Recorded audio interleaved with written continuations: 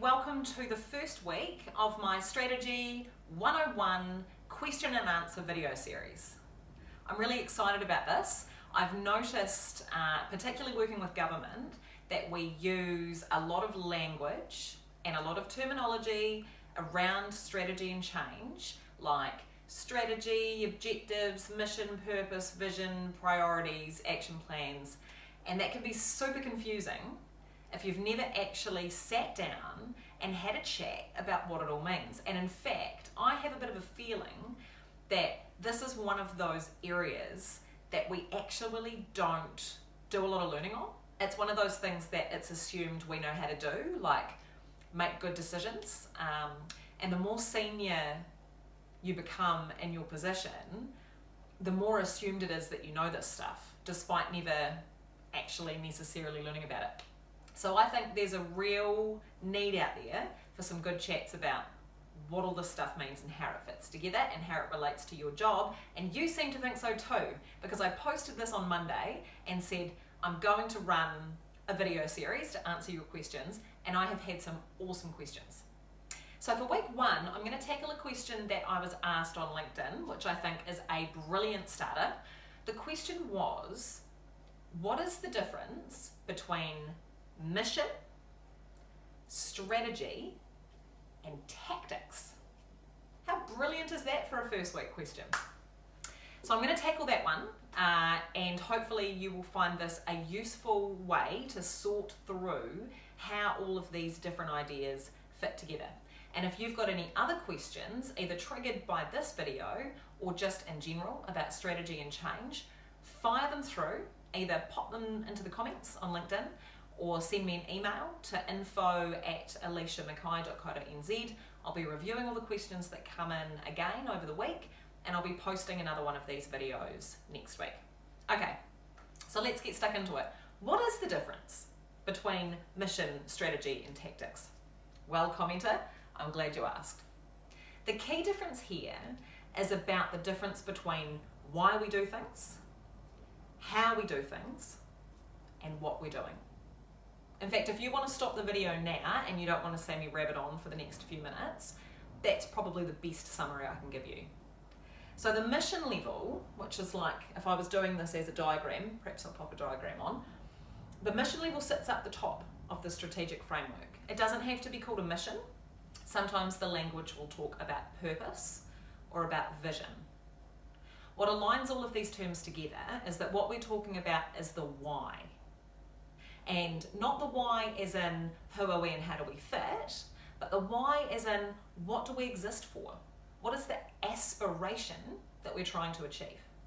So a really good example of this is Auckland Council Libraries, who I'm doing a strategic framework with at the moment.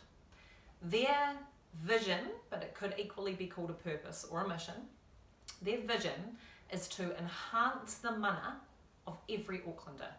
Isn't that beautiful? I love it.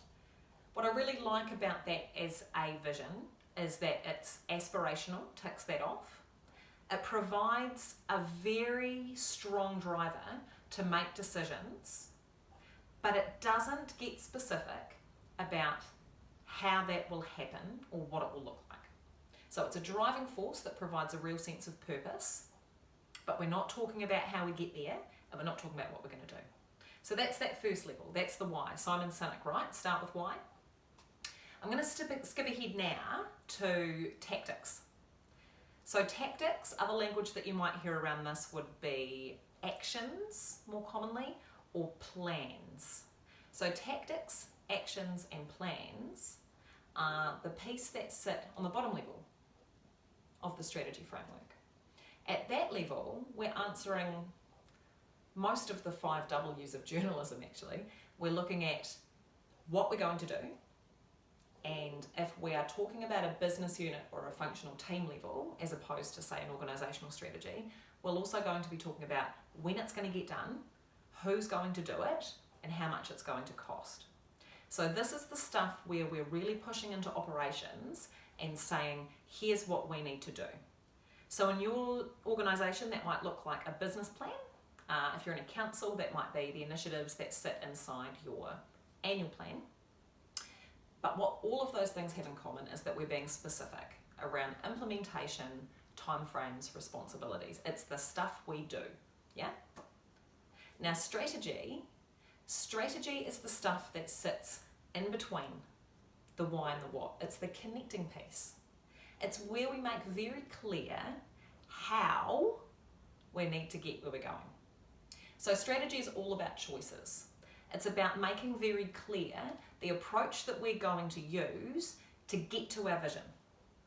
And what it does as a connecting piece is it drives choices that make the content inside the what, the tactics level, possible. Because it makes it possible for us to know how to spend money, what kind of choices to make, it helps us to sort between options, and it helps us to make trade-offs. So what is strategy? It's the how. It's where we decide based on our own capabilities and resources how we're going to act, behave and make decisions and allocate resources to jump across to the other side of that bridge, to get to the vision piece. So for Auckland Council, their connecting piece, their strategy, has 3 main building blocks in it at the moment, although I'm about to head to the airport for a workshop with them tomorrow, so don't hold me to this. But their middle connecting piece has 3 pieces in it. One of them is a promise to Auckland.